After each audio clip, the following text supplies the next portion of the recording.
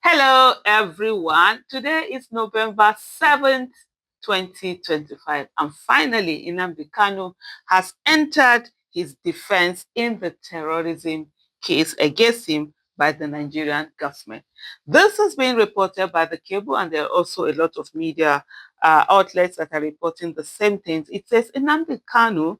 Cable says Nnamdi Kanu, the leader of the proscribed indigenous people of Biafra, IPOB, has complied with the order of court directing him to enter his defense in the terrorism charge filed against him.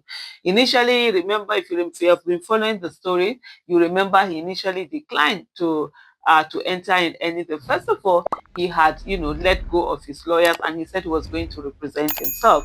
And then the next thing, he declined to enter the defense because, according to him, there is no law. It is not under any law. There is no crime of which he is being charged.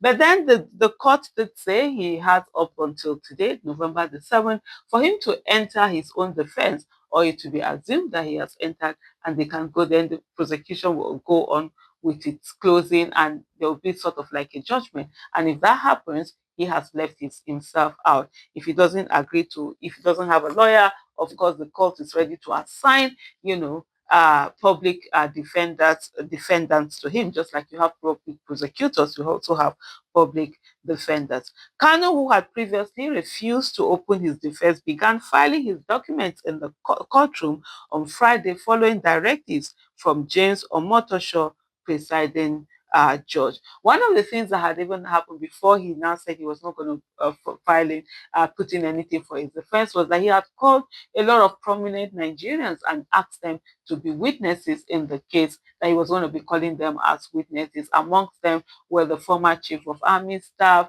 Buratai, the FCT Minister, Yeson Wike, Lagos State Governor, and many other people. On October 24th, the Federal High Court in Abuja adjourned Kanu's trial to October 27th to enable him commence his defense. The defendant had disengaged his legal team, opting to defend himself while insisting that there was no case against him. On November 4th, the judge gave Kanu one final opportunity to open his defense or risk forfeiting his right to do so.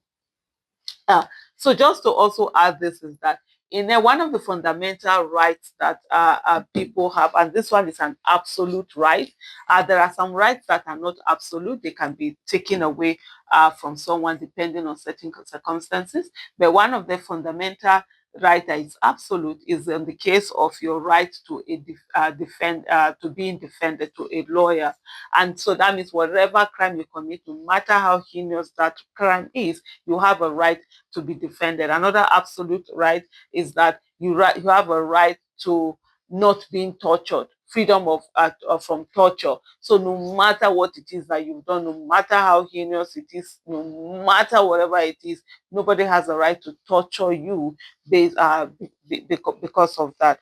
Despite several persuasions from the judge for the defendant to seek legal counsel and enter a defense, Kanu insisted that there was no valid charge against him and declared his continued detention by the Department of State Services (DSS) as illegal. He accused the court of violating a Supreme Court judgment that denounced his extraordinary rendition from Kenya and demanded an immediate discharge. When reminded that the same court had remitted his case to the Federal High Court for trial, Kanu maintained that the terrorism charges against him were invalid and unconstitutional. Citing Section 26 of Section 12 of the 1999 Constitution, he argued that there was no written law establishing terrorism as an offense in Nigeria. At the resumed proceedings on Friday, Kanu told the court that he had an important court process to file, but claimed he had not been allowed to do so. Following his complaint, Omotosho ordered that the court's registry be temporarily relocated to the courtroom to allow Kanu complete the filing.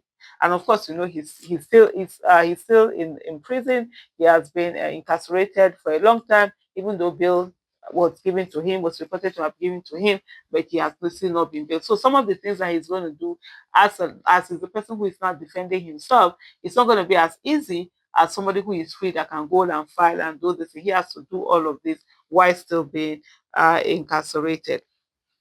Adegboyega Owomolo, the federal government counsel, told the court he would accept the documents from Kanu and respond accordingly.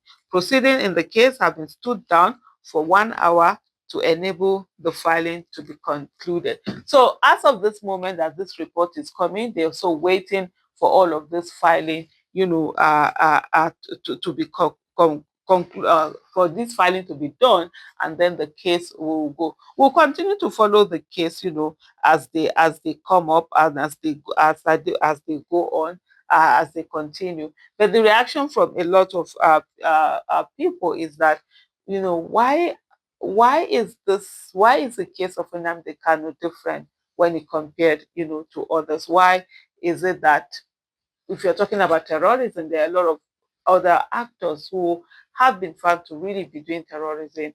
Are they also in prison? Why are they not also in prison? And then the reaction of some other people is that, look, hey, no matter what you do, hold him there because he has been instrumental to a lot of havoc that has been caused, especially in the southeastern region of Nigeria. There are also some who are of the opinion that if the courts, why is the legal processes not being followed? For everything that is done, there has to be, a legality to it. There has to be a situation whereby the right thing is done the way it's supposed to be done. The thing about precedent is that if you allow it to happen when it is about someone that you do not like, then when someone you like, it's happening to that person, you no longer have the moral justification to speak on it because you once allowed it, to be done. So that's why, in spite of whatever and however anybody thinks, the most important thing is that the law should be followed. If there's going to be prosecution, let there be prosecution on what is happening. Part of the other, what do you call it now, act on which it was said that the case of Nnamdi Kanu is being pursued, it's been repealed. I don't know if you understand that. And they're saying that from some of the arguments they made that it's been repealed. So it's been repealed, and then there's a new act of 2022. And if it doesn't explicitly state that, terrorism is a crime or whatever it is that he's being, they are charging him for, it's a crime, then there's no how that it's going to be a crime. So whatever it is, and there's also the ruling that if something has been repealed, even if it was a crime before, for example, this money spraying that we do, until they wrote it down that it's a crime, it wasn't a crime. We had fun, we sprayed money.